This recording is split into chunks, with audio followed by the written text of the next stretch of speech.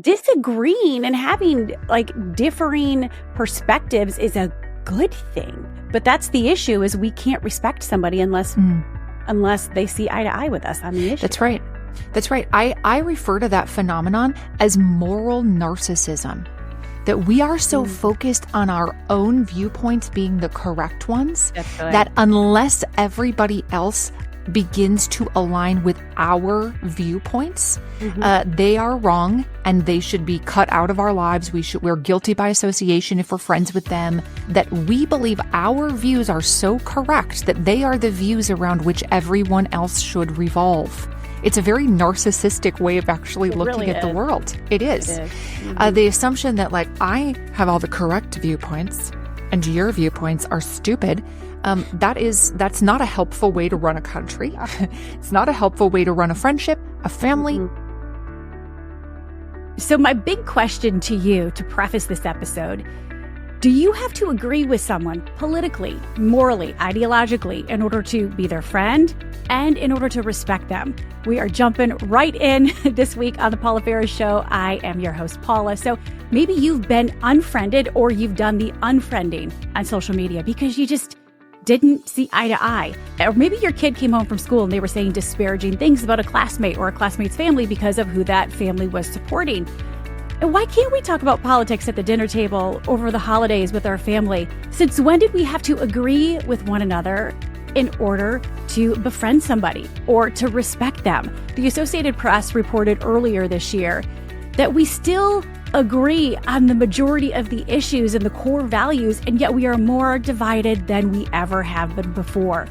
And there is a term for that, and you just heard it: moral narcissism and political narcissism. When we can't even be friends with somebody or see another view without wanting to change that person's viewpoint. And here to talk about it today, a very popular guest. She has been requested by so many of you. Her name is Sharon McMahon, also known as America's Government Teacher. If you follow her, if you're one of the 1.1 million followers on Instagram, her handle is Sharon Says So. And she just wrote this fantastic #1 New York Times bestselling book called The Small and Mighty.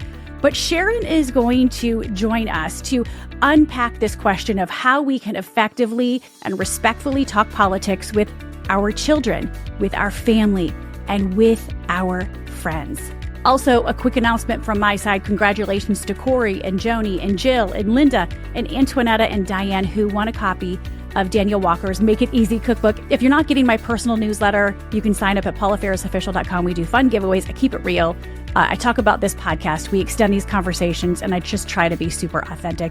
Make sure you're getting it. Sign up at paulaferrisofficial.com. And also, one other note, if you're watching, I'm wearing a Boys and Girls Clubs of America t-shirt. I'm a big proponent of them, and I have a closet sale going on, selling all my former TV clothes, and we are selling everything for half off. I'll put the link in the show notes, but everything is being slashed and dashed in time for the holidays. You can buy some of my beautiful clothes from my past life in TV. But let's jump in, you guys.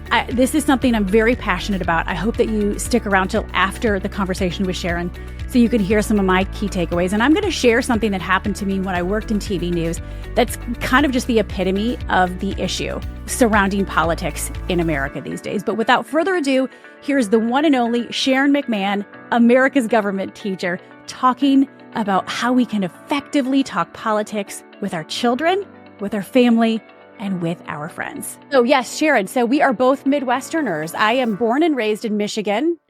Love it. Yes, so born and raised in Michigan, went to school in Ohio, lived in Chicago. So I spent like the first 36 years of my life in the Midwest. Then we moved to New York, worked at ABC. Now I live in South Carolina in warm weather because I just decided I didn't like the cold anymore. But we can really go deep with our Midwestern accents. So true. I can just do the whole interview like this if you need me to. If it makes you feel more comfortable, you let me know.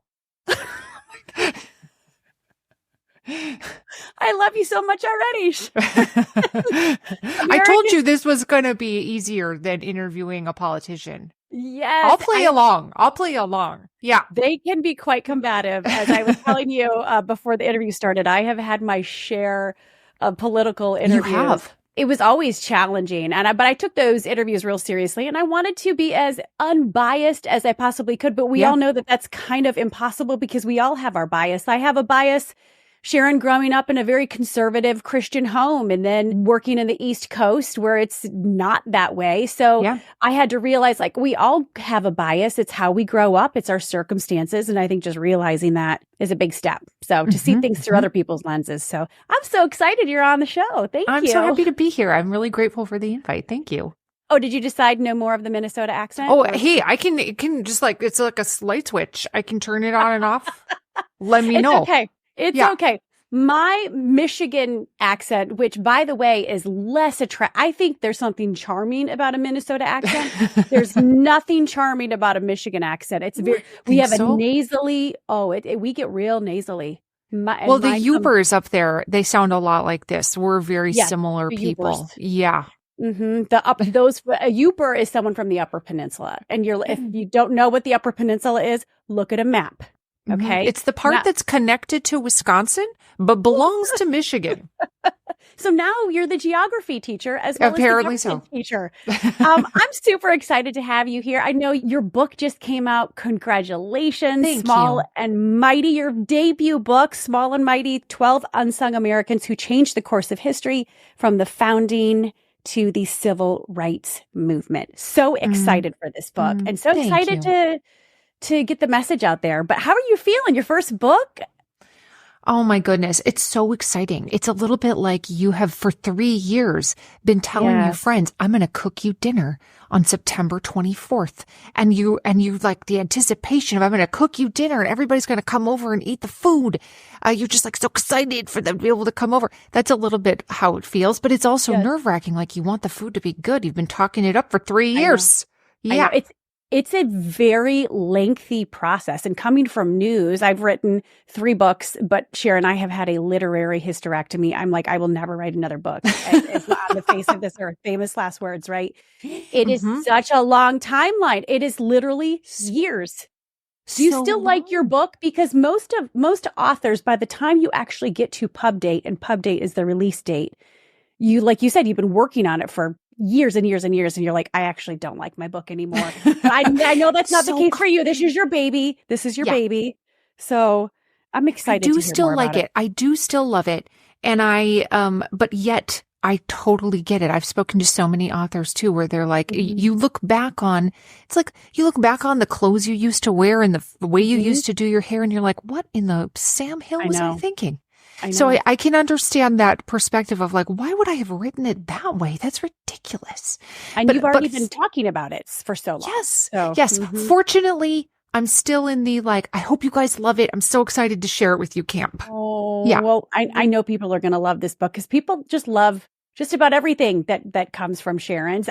But for those and most people listening or watching on YouTube are very familiar with you. But for those that aren't, I love your background. So you're born and raised in Duluth, Minnesota. Then you moved to the East Coast and California too. Government and history teacher. You have 4 daughters, moved back to Duluth. But you moved back to Duluth. And I love this pivot in your life. Yes, you were a teacher, but now you're doing this incredible work, a different chapter in your life. But a lot of it came out of, there was a bit of a medical emergency in your family with your husband needing a kidney transplant. That's why you moved back to Duluth, right? Well, sort of. So I have 1 son and 3 daughters. We moved back to my hometown in like 2010. And then in 2020, when the world was really shutting down because of COVID, which was such a challenging time for everybody, no matter if COVID impacted you personally or not, it was just very, very challenging time in the world. And my husband was in stage 5 kidney failure very unexpectedly. He went to a normal doctor's appointment of just like the normal dude physical where they're like, what's your cholesterol? You know what I'm talking about? And then the following year, they were like, you are in kidney failure and the only treatment option is a transplant. So the transplant program completely shut down during COVID because there was so much unknown about like, are the hospitals going to be overflowing? Are we going to be able to even care for these patients?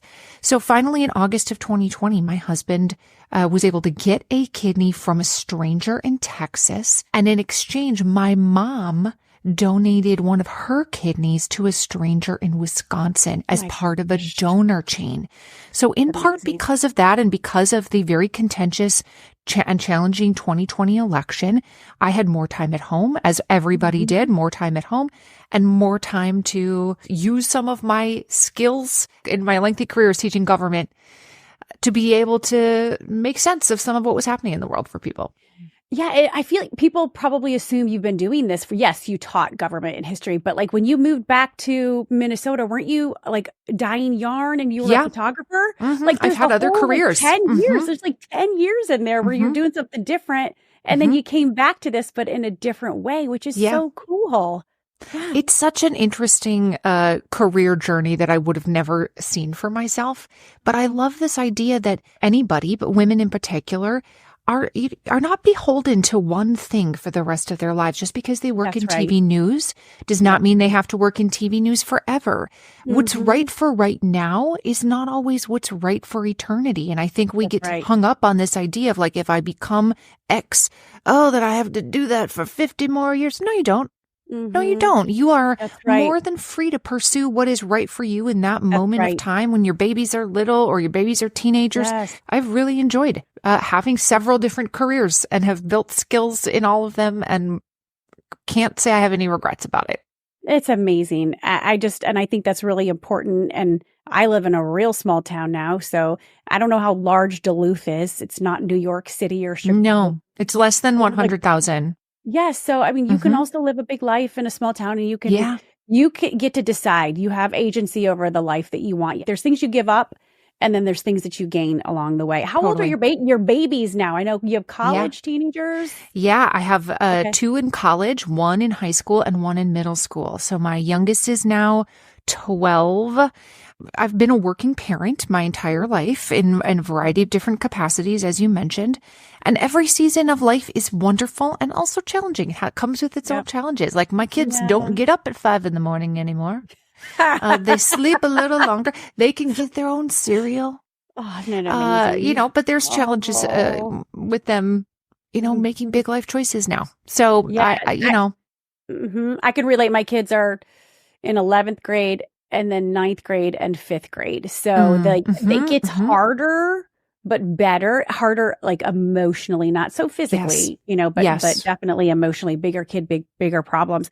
Okay. So I really want to talk to you about how we talk about politics with our children, young kids, older kids. So let's just, I'm actually got a lot of these questions from my friend Jo. She has been in your book club. She loves you because I knew she was a big fan, and she was one of the many people that had asked me to have you on the podcast. And so she had several questions she wanted me to ask, but specifically regarding how you talk about it with your kids. So let's just jump right in. Like, yes, you've been a government teacher since your kids grew up with their mom being a government, and history teacher. Tell me a little bit about how you would talk about politics and government, but let's talk specifically politics because we are in a very, very tenuous political climate right now. How did you talk about politics and how do you talk about politics with your family and your children? It's such a good question and such an important question because we are now seeing the effects of a large generation of adults who don't know how to have normal conversations about things because their parents are always like, don't talk about that, don't talk about that. And here we are like just screaming at each other on the internet because we've never been taught any of these skills. Yes. Don't talk about it at the dinner table. Don't ever talk about it. And I'm like, since when was it bad to disagree with somebody? But just disagree respectfully.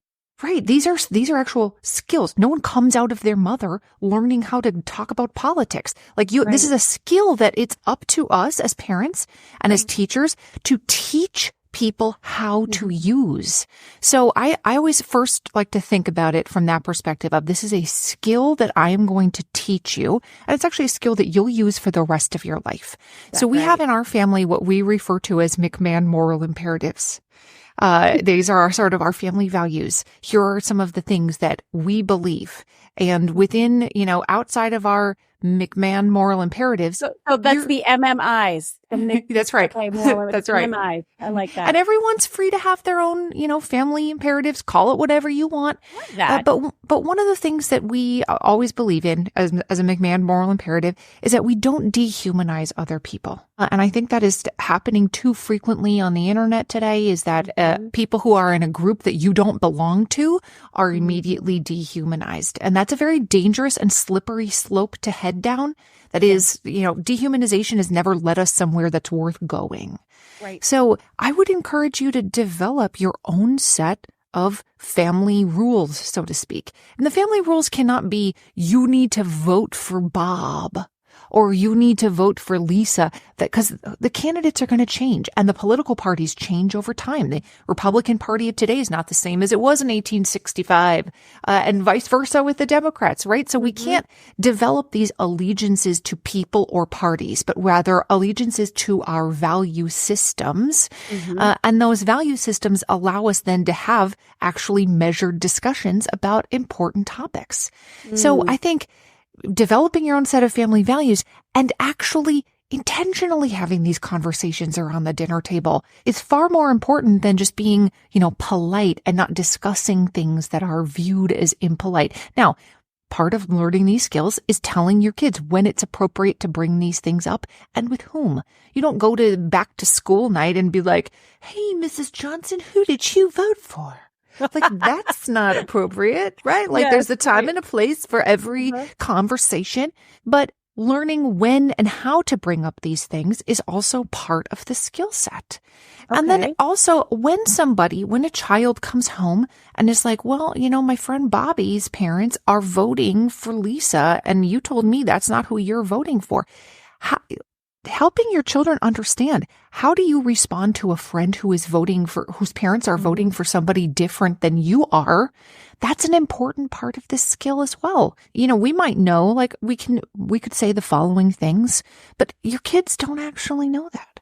What happens if your kid comes home and they tell you, well, so-and-so's parents are, their dad's in jail, or their parents are divorced, or such and such has a different family structure than we do. We teach children how to respond to those types of things. What's an appropriate thing to say under those circumstances? And the same is true when it comes to, they come home and tell you that their friend's parents have a sign in their yard, or their friend came to school and said, well, my parents say that Lisa is a terrible person and they would never vote for her. How does one respond? Listen, there's about 50 million adults who need this lesson. And look at the kids. We're the worst examples ever, because we cannot have a civil conversation without making character assassinations. And this is coming from both sides right now. Why can't we see people as people instead of reducing them to a policy? They're a lot more than that. But how do you specifically... Okay, so let's say my son, Landon, comes home, and I'm just going to tell you, I live in Trump country, okay? Sure. I live in South Carolina right now, but I grew up in Michigan, and I spent a lot of 6 years in Chicago and 10 years in New York. So two very blue areas. So we have been exposed to a lot. We have open conversations in our home. My husband don't see eye to eye on everything politically either. How do I react to my son coming home? And again, he's hearing a lot of, because it's Trump country. So every kid at school is talking about Trump, right? Because this is just where we live. But let's say he comes home and he's like, hey, so-and-so is voting for Kamala, and starts to make insinuations or tear that parent down. Like, how...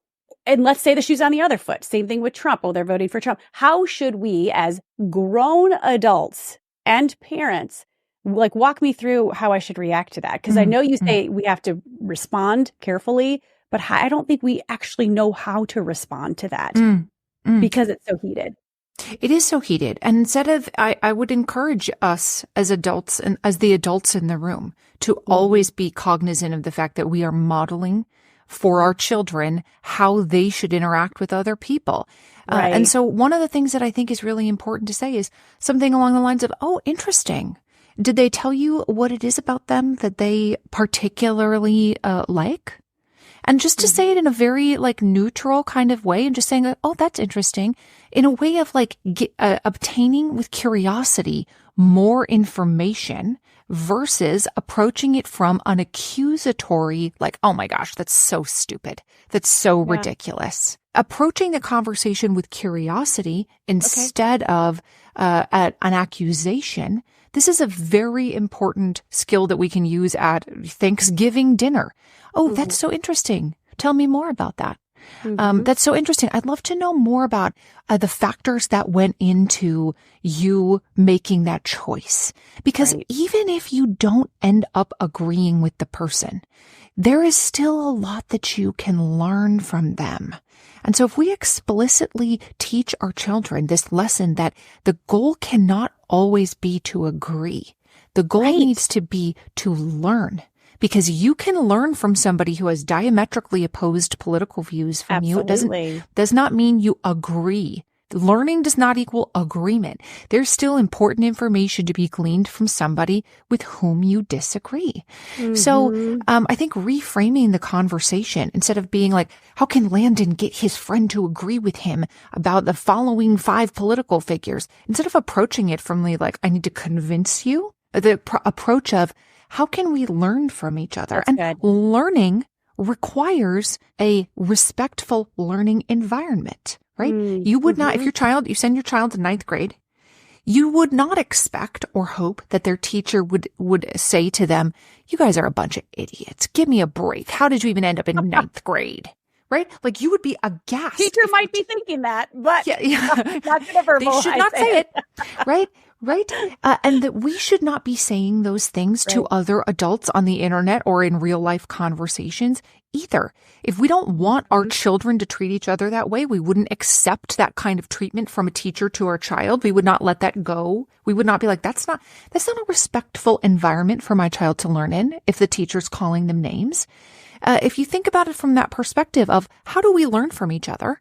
It starts with a foundation of I respect who you are as a person, even if I have differing viewpoints on some topics. But I feel like we've lost our way. Like we can only respect somebody if they align with us. That's right. And somewhere along the way, we got lost and just expected everyone to agree with everybody. But like disagreeing and having like differing perspectives is a good thing. But that's the issue is we can't respect somebody unless they see eye to eye with us on the issue.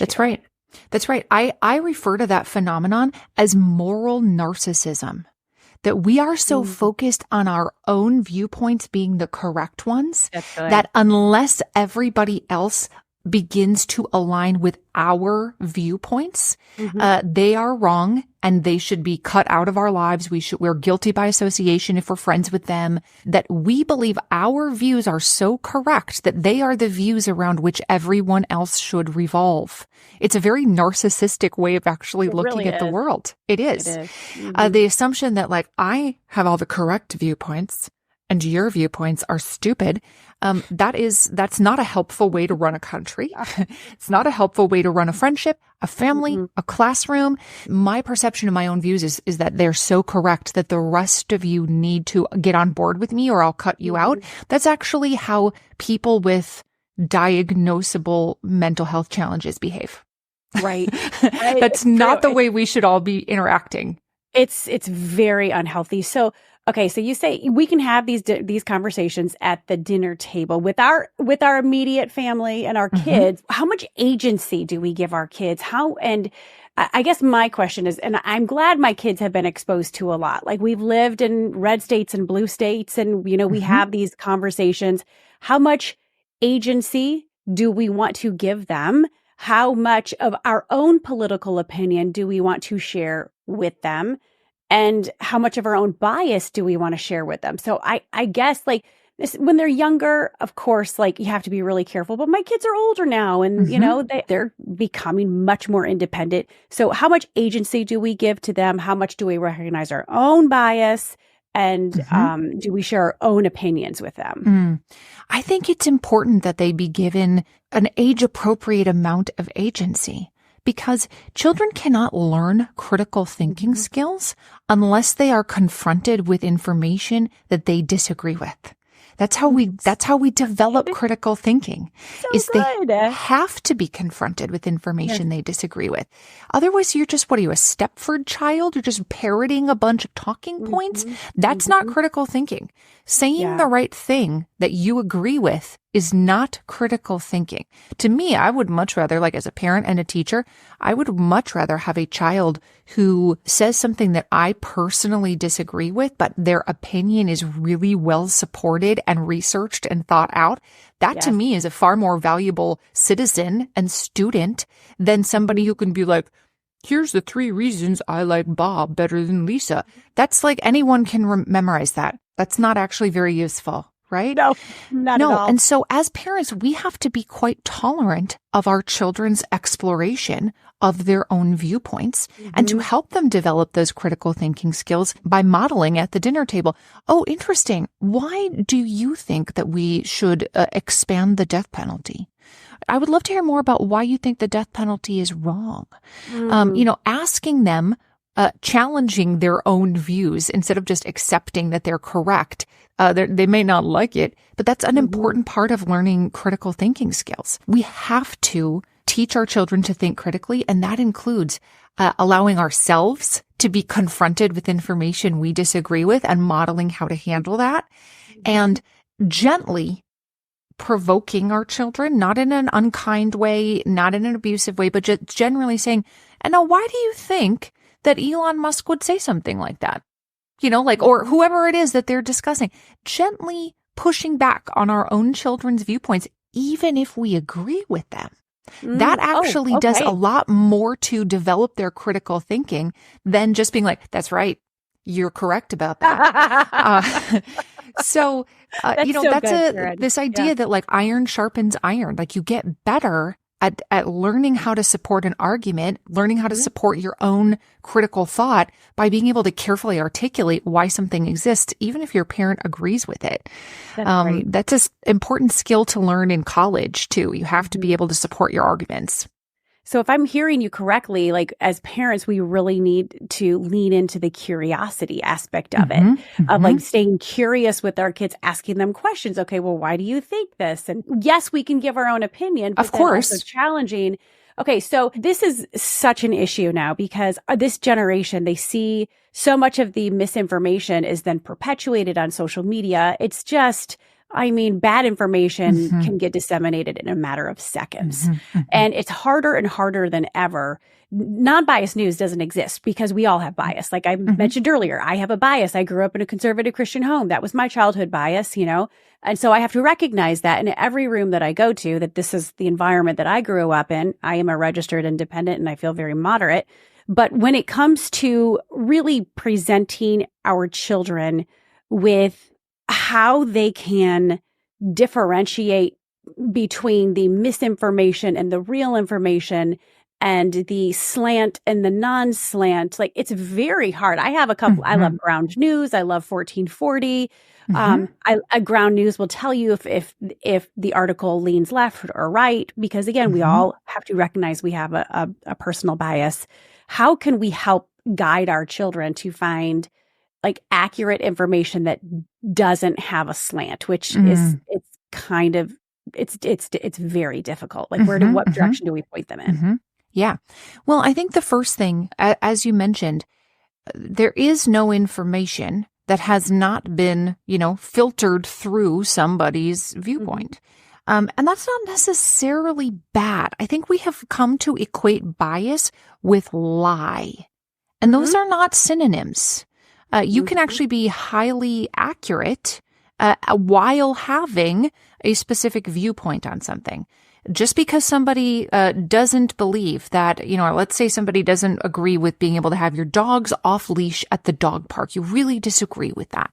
And you're very open about like, I highly disagree with it. I think people who have their dogs off leash at the dog park are just like, they're not responsible citizens. You can have a very biased viewpoint on this topic while still giving accurate information about the number of dog bites that exist in the world, how many dog licenses were sold, whatever. Like just because somebody has a viewpoint doesn't make them a liar. Right? So I think that's one thing, that distinguishing between what a bias is and what a lie is are two different skill sets.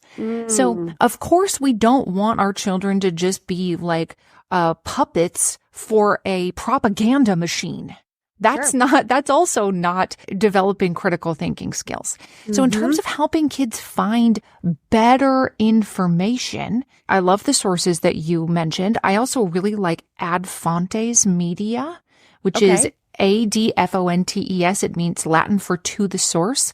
And Ad Fontes has a media bias chart that they post regularly on their social media. And they also can go to their website and find it. And they have a team of people who evaluate articles from different news sources, or they listen to podcasts or whatever it is. They have a team of left, right, and center individuals who evaluate each one of these media sources. So important. Yes. So it's not just one right-leaning individual who's like, oh my gosh, it's so biased, or vice versa, right? Like it's a team working on every single That's great. rating. And they evaluate bias, like left-right bias, but they also evaluate on this vertical axis of reliability. How much fact reporting is there versus opinion content? And this is another important aspect of this skill, Paula, is understanding the difference between opinion and fact reporting. You are uniquely equipped as a parent to talk to your kids about this. But there's a big difference between reporting, I'm here at the scene where there's 5 fire trucks and they're working on the fire at 123 Main Street. That is fact reporting, right? An opinion article is like, these Democrats, they're underfunding the fire department and they're ruining the city and they're letting the city burn down. Like there's a big difference between that fact reporting and the opinion content. And I don't know that a lot of adults are very good at distinguishing those. They're not. There's commentators and pundits and there's journalists, but sadly, and I worked in, and you could call it legacy media. There is the newsrooms that I've worked in are not balanced. And I'm like, you guys, it's best when there is balance, when you have, ideological diversity and religious diversity. That's like, because you need those checks and balance, and you have to be representative of the country, right? In the country, in a pluralistic society, that's a value that we have. If we want to have a pluralistic society, which we do, you also need diversity, not just of race, but you need diversity of viewpoint represented in, that diversity of viewpoint is important. So using tools like these are a great place to begin evaluating news sources. But I think one thing that, again, I feel like a lot of adults are lacking is they have become very devoted to specific news organizations and take whatever they say, whatever that news organization says, that whichever one they like the most, as gospel. And the other opposing news organizations are just like, they're just under the influence of Satan. You know what I mean? Anything they say is trash. Anything my preferred news channel says is the truth. When in reality, it's so true. We all know it's true. Like we all know there's people out there who just spend 12 hours a day with the news channel of their preference on in the background. And they're just like absorbing everything they say. No person or news organization deserves your unexamined allegiance. None of them do. And that's not to say they can't do good work. That's not to say that we should demonize an entire news organization, but nobody deserves your unexamined allegiance, because everybody, all humans can make mistakes. And that news organization should be an example of what to say or do when they do make a mistake. Credible journalists, as you well know, a credible journalist admits when they get it wrong, and they make a hasty effort to correct the record, right? That is what credible journalism does. It's not without error, because to never have any error at all, you're probably not examining whether you're getting it right. Yes. Right? You're probably just being like, everything I'm saying is correct all the time. You're not actually examining whether you get it right. Somebody making an error and making a hasty effort, a swift effort to correct the record, that actually is a hallmark of good journalism. Now, hopefully it's not happening every day. Hopefully it's not everything's error ridden. Somebody making a mistake, we should not discount them as a source. Being willing and able to admit when they're wrong is an important component of trustworthiness, of being able to say, I got that wrong. It is. And, with the advent of the 24-hour cable news network, I feel like that's when the lines really got blurred, because a true journalist is going to report the story, acknowledge their own bias. I always had to check my own bias when I'm reporting and say, okay, this is the bias that I bring into the story naturally, as we all have a bias. I want to make sure that I am now, making a greater effort to bring a different perspective to it as well, just to make sure that it's balanced. But so many journalists, and I'm not saying that I made a lot of mistakes along the way, but the lines between pundit and commentator and journalist they're so blurry, and so many really are. Journalists now are giving their own opinion, and I just think it's lost its way. So you said Ad Fontes Media. I love Ground News. I actually really like the BBC. Go figure. We have to go to the BBC to get really great, what feels like objective reporting. I like the Associated Press too. That's where I agree. Go. And 1440 is really good. I want to talk about your book and a couple of other questions, and then we'll wrap it up. So the Small and Mighty, 12 Unsung Americans Who Changed the Course of History from the Founding to the Civil Rights Movement. So this is your debut book. And this is so good. And I know you love to do deep dives into historical characters that we've never heard of, which is really great, bringing these stories to light. How did you choose these particular stories? So again, you are sharing 12 stories, with us. I love the story, the Hello Girls, which were a group of female telephone operators who risked their lives to manage the switchboards on the front lines of World War I. You have, and I don't know if I'm saying her name right, because I've never heard of her, right? Until you wrote about her, Inez Milholland, who rode her white horse down Pennsylvania Avenue to fight for women's right to vote, and then risked her life and lost her life because of the cause. So you chose these 12 characters. How did you choose these 12 characters for your new book, The Small and Mighty? Thank you for asking. It's a great question. And, one of the criteria that I was looking for, of course, is somebody who did something that was really impactful, but whose story was largely unsung, right? Who doesn't have the statues and the postage stamps and the plaques and the name recognition. If I were to put a picture of most of the people in the book, if I just put it up on the screen, you would not be able to pick them out of a lineup. You could pick out George Washington and Abraham Lincoln all day, right? So these are people who you largely have never heard of, or maybe you're like, yeah, maybe I've heard of them, but couldn't tell you very much about them. That's kind of there's a lot of people like that. And so one of the things that I really think these stories deserve to be told. These are people who impacted the country in very significant ways, and by virtue of either by chance or because people intentionally hid their impact, their stories have never been included sort of in this pantheon of historic greats, of people who made such an incredible difference in the country. But one of the reasons I think it's so important to tell their stories is not just that they're fascinating. It's not just that it's always fun to learn new things about your own country, but because I think too often today, people feel like the people who have changed the course of history were the people with billions of dollars. They were the people with the biggest armies. They were the people who had the reins of the presidency. They had a large amount of power or wealth.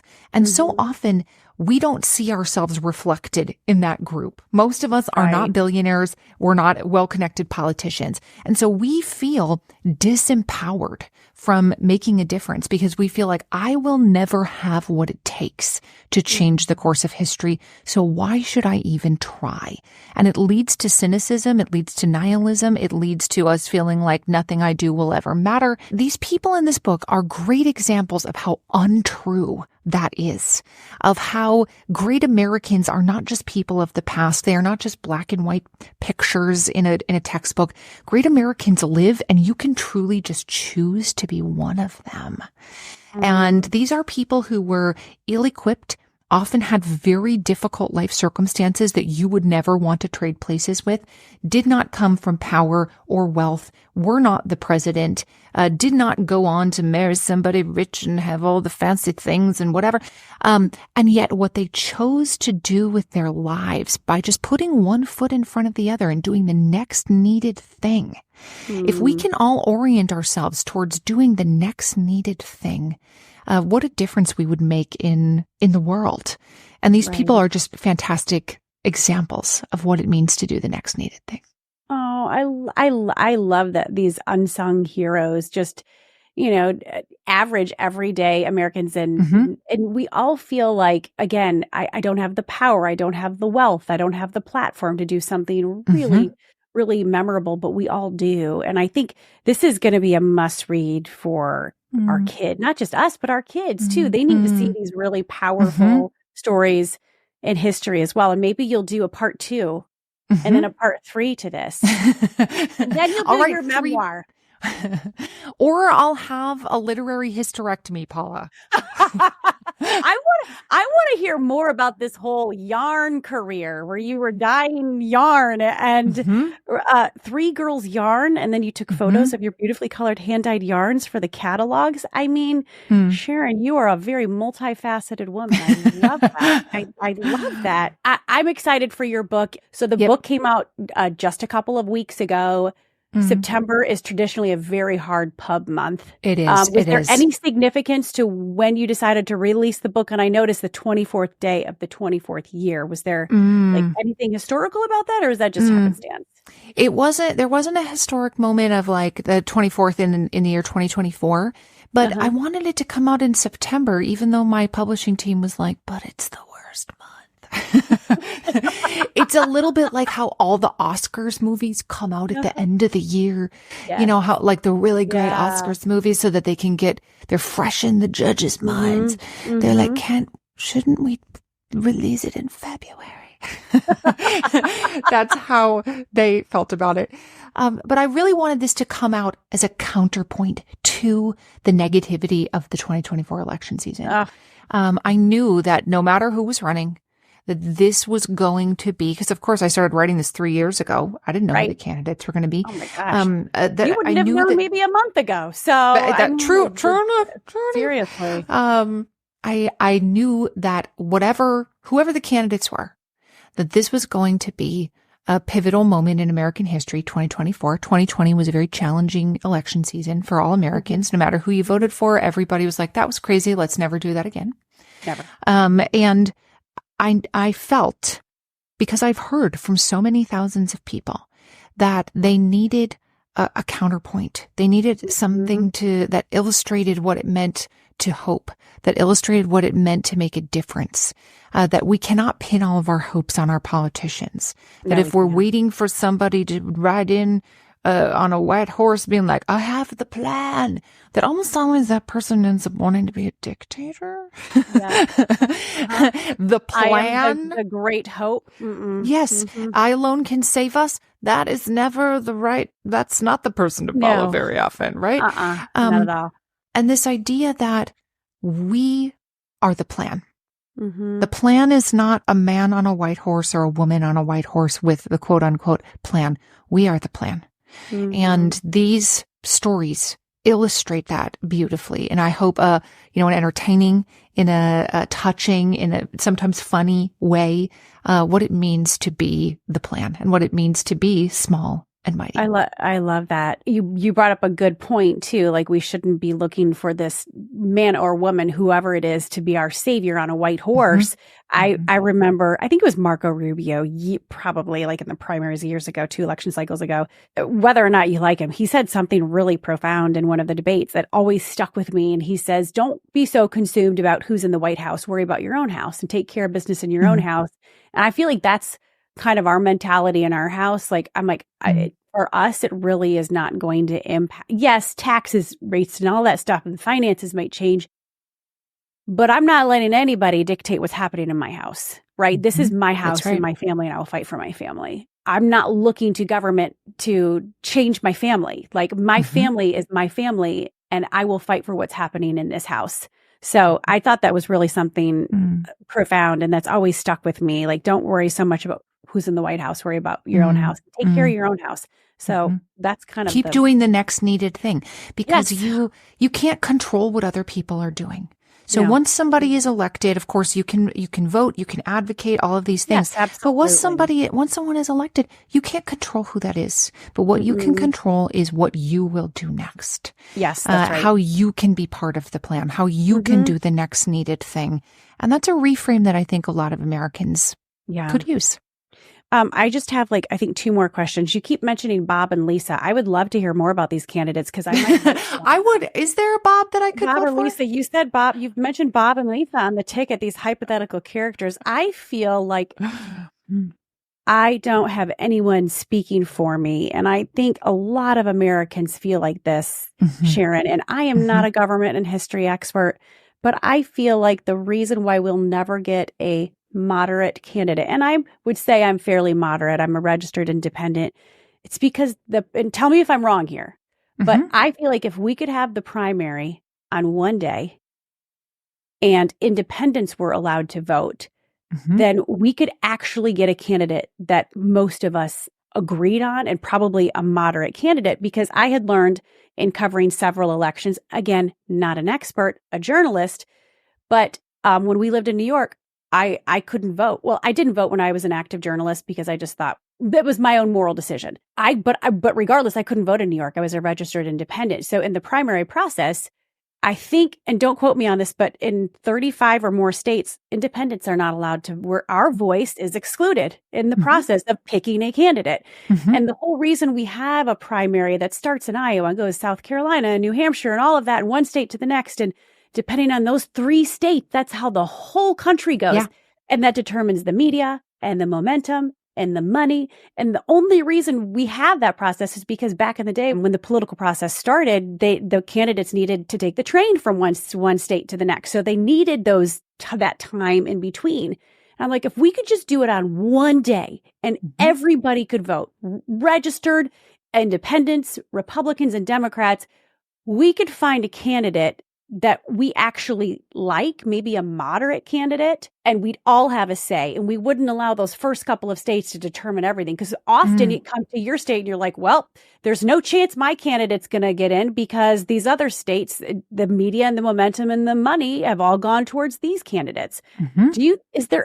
Why can't we just have the primary on one day where everybody could vote? Yeah, I agree with you. I think one primary day nationwide, just like we have one general election day nationwide, one primary election day would be highly beneficial, especially because people who live in later primary states, as you mentioned, Paula, often everyone else has dropped out. Yes. By the time it gets to their state, you're like, there's one Republican left to vote for. There's one Democrat. That's my only option. Why didn't I get a chance to vote for somebody else? And it disenfranchises people who live by no doing of their own, people who live in states with later primaries. So I agree. We need one primary election day. We need open primaries where everyone can vote for whomever they would like, because as I'm writing your name on the ballot next time, okay? Actually, I might write you in this year or Bob or Lisa. Just pick a Lisa, any old Lisa. But the idea that we should exclude people who are registered independents, which are a growing percentage of Americans who do not strongly identify with one party or the other, so they do not feel represented in the primary process. And then the third portion of that is that we need to stop allowing the parties to run the primaries, because that is why people are excluded. In some states, like my own, Minnesota has a rule that we have open primaries. So you don't have to belong to a party here. I'm not registered with a political party. And you are allowed to vote in any primary you would like. So you can only choose one though, right? So you go and you say, you get a ballot, and half of the ballot is Democrats and half of the ballot is Republicans, and you can only vote on one side of the ticket, right?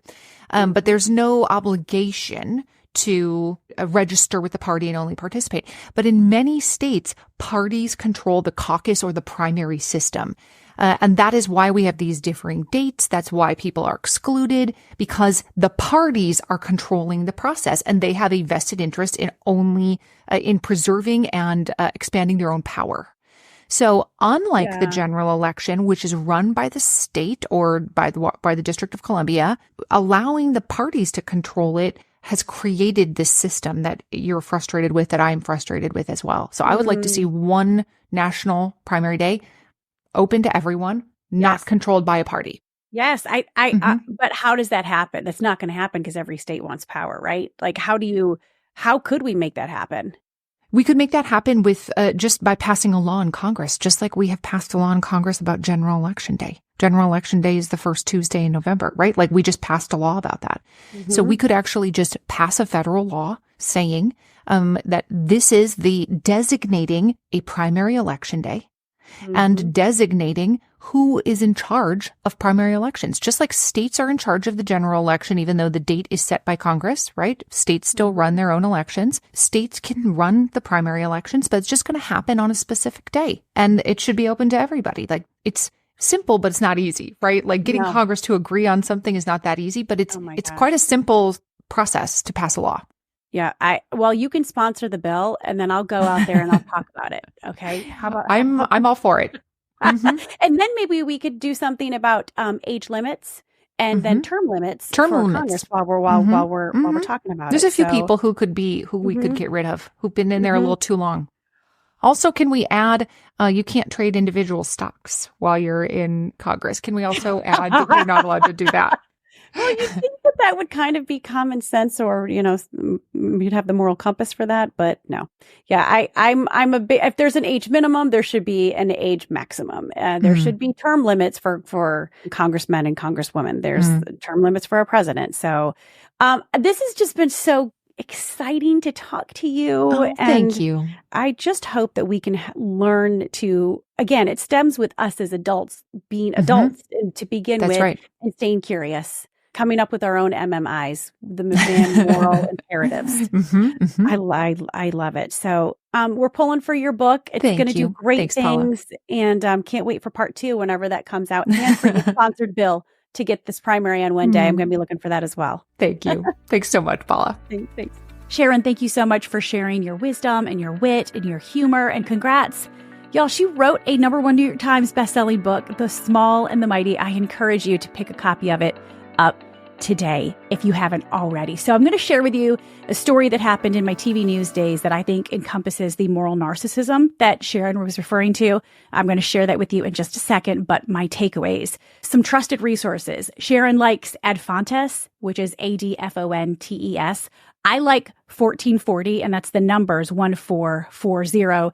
That's the year that the printing press was invented. I also love Ground News. Those are 3 resources that I think are very fair. Ground News especially calls out the bias. Look, you're never going to get rid of bias because we all have our own bias, but I think those are 3 great resources to start with. I will link to all of them in the show notes. Okay, for the takeaways, number 1, don't be a moral narcissist.